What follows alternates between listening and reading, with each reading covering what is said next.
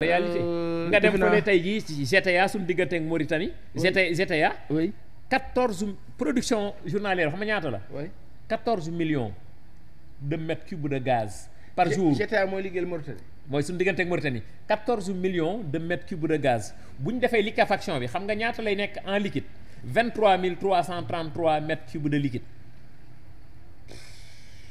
oh tey ji annuellement xam nga ñaata lay nekk 2 millions 500 000 tonnes de GNL mooy gaz naturel liquéfié sur orbite fii ak quelques années maintenant ñu dem atteindre 10 millions de tonnes comme Nigeria.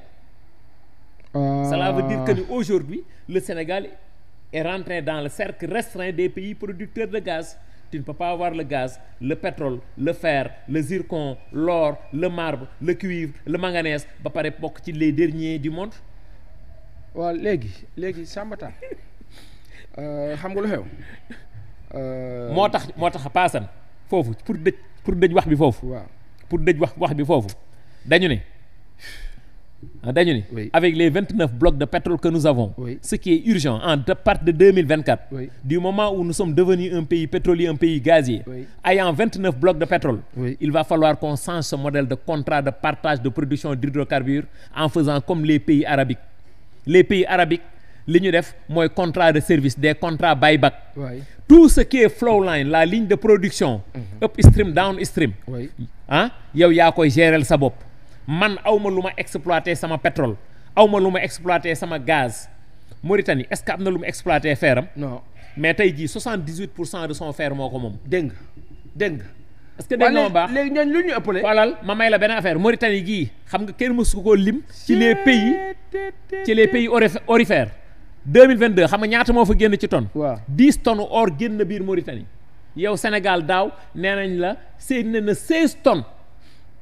16 tonnes waaye léegi ñun qu'est-ce qui nous empêche ñun def ni Mali def ak ni Burkina di def wut ay société à capital national sénégalaise 100% pas nag des sociétés yoo xam ne dañ ko ubbi Sénégal ba pare ay chinois ak ay naar ak ay yu kenn boot suñu ginnaaw tëju ñu suñu bopp mais nous avons le droit de protéger nos champions nous avons le droit de protéger le secteur privé national ñun loolu la ñu gëm mënoo nekk réew moo xamante ni tu as 3 secteurs yoo xamante ñoom ñoo yor sa développement muy le secteur primaire le secteur secondaire les tertiaires mooy banques yi assurances yi multinationales yi ils tirent la croissance du Sénégal presque de 62 je ne sais pas 63%. Le secteur primaire muy mbay mi càmm gi napp gi élevage bi xam nga ñaata lay tirer croissance Sénégal xam nga ñaata la koy 15 xaw ma 16%.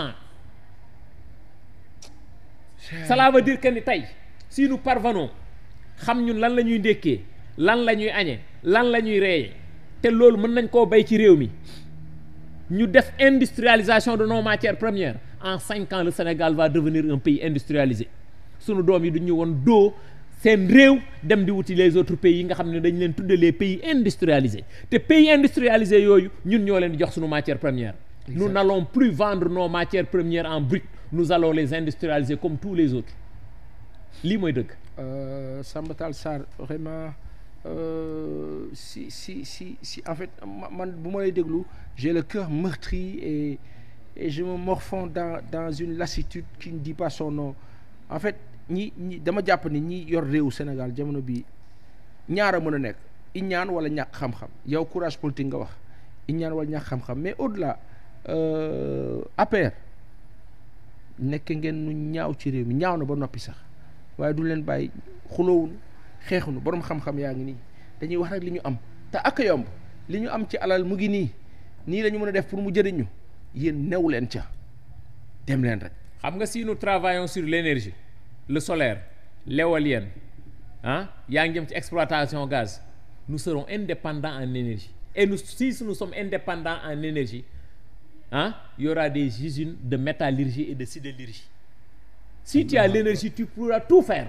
oui maanaam yow tu seras indépendant mais tubaab bi bëggul ñun indépendant en énergie. voilà li la koy won Niger ban problème la am ak France.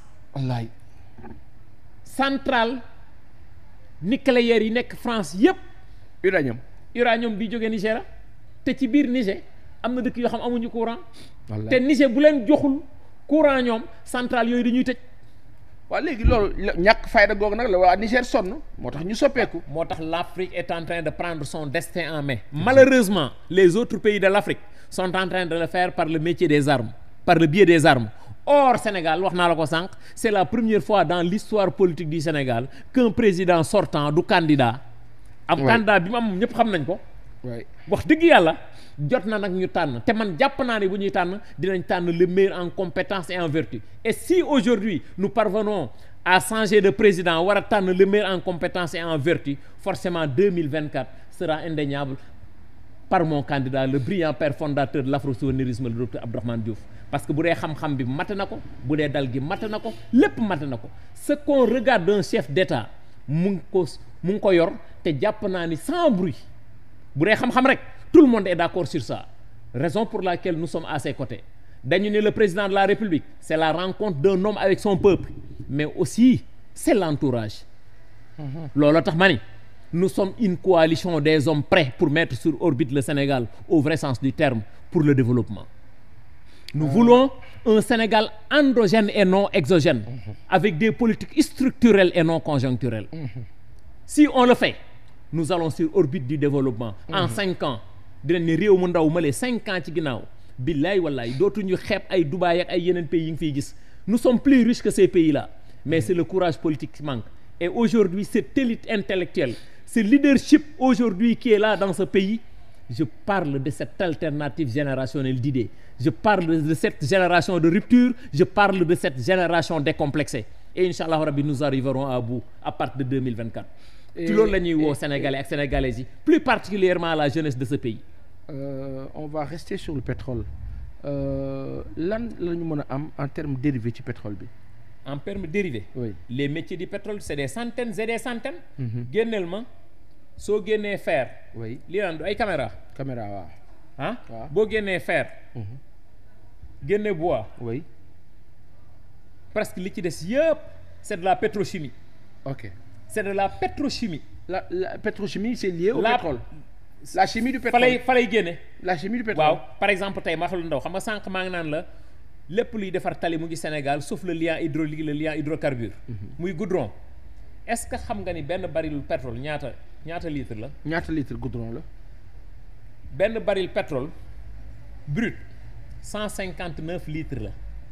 159 litres. buñ ko raffiné. dina génne 74 litres gasoil. dina génne 15 litres essence.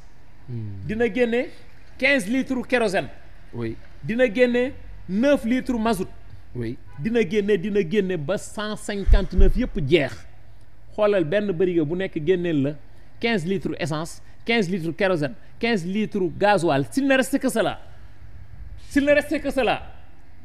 cela veut dire que nous sommes peinards. te loolu am na lu ko ëpp xaalis xam la mu ko ëpp xaalis. buñ ko transformer pour def de la pétrochimie.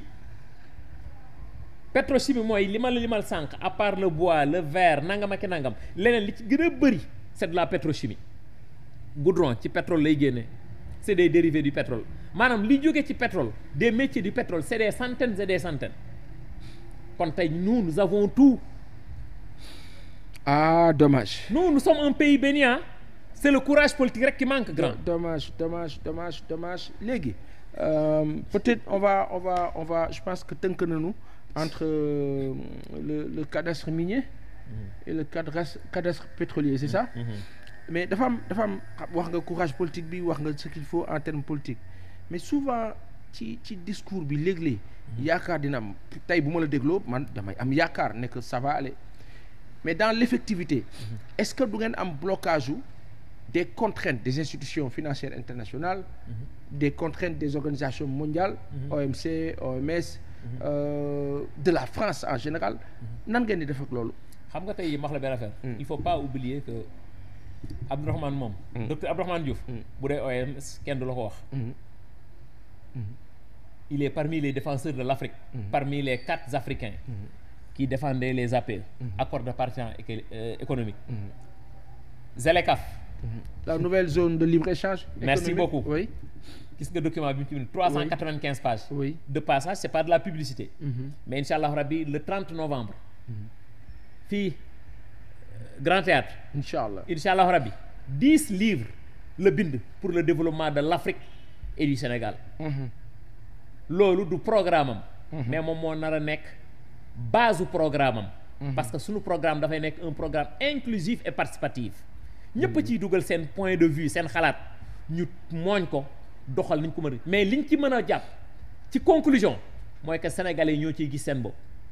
il y a d'autres pays qui sont là ils sauvegardent les intérêts vitaux de leur pays. kon ñun am nañ droit protéger suñuy champion. xel war naa mën a nangu une seule fois. benn compagnie Maroc bu jógee Maroc. ñëw di def concurrence ku mel ni CSE ci defar tali fii ci biir Sénégal. c'est pas normal. c'est pas normal kon jàpp nañu li nga xamante ne war nañ koo am tey ci biir réew mi nañ leen ko jox ñu def ko man nangu naa li nga xamante ni mënuluñ ko suñu bopp. oui ñu wuti expertise.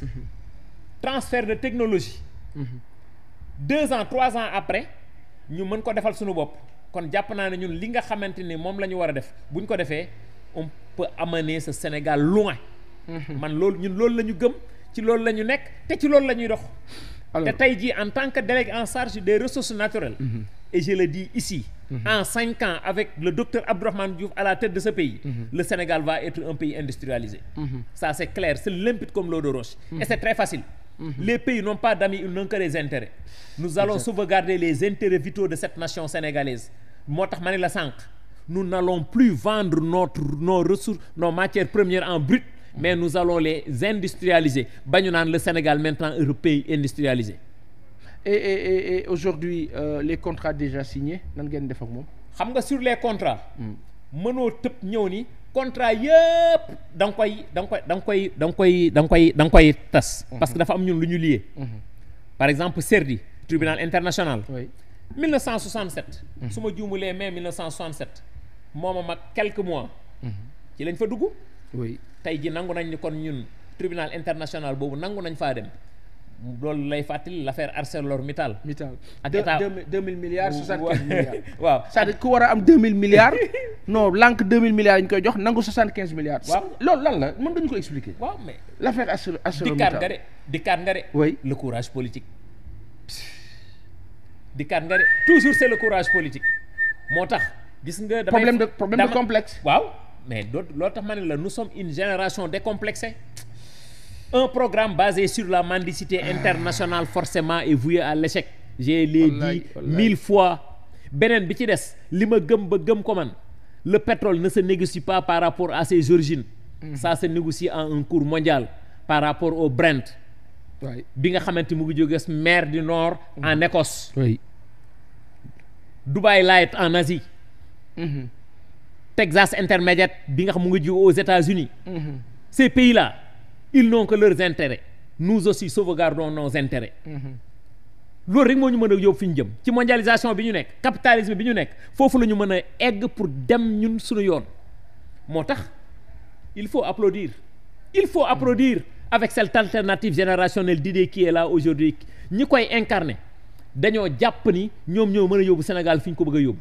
Ce consortium d'intérêt là les jeunes ont compris que ce consortium d'intérêt là ñu ngi ci seen crépuscule politique et c'est fini pour eux. Raison pour laquelle ils font du tout pour s'accrocher au pouvoir mais c'est peine perdue. Le déclic va se faire à partir de 2024 et ça inévitablement mënul romb des gens comme le docteur Abdourahmane Diouf à la tête de ce pays. ñun loolu la ñu gëm. Est-ce que aujourd'hui fi ñu toll nii su ñu amee benn changement quel que soit le président. Si jamais c'est pas vous. Est-ce que vous serez prêt à accompagner état bi fii nekk. président bu mënti ñëw. di incarner une rupture. benn décomplexe bi. benn nu ñu ko ne bokk ci génération d'idées bi. ñun ñoo ciy jiitu. nous sommes là pour vouloir travailler ce pays et ce pays là keneen duñ ko defal ñoo koy defal suñu bopp. Le destin de ce pays nous allons le prendre en main. Est-ce que loolu du sous-entendre que tey il faut quand même que l'opposition se regroupe encore pour faire une force. au-delà des candidatures.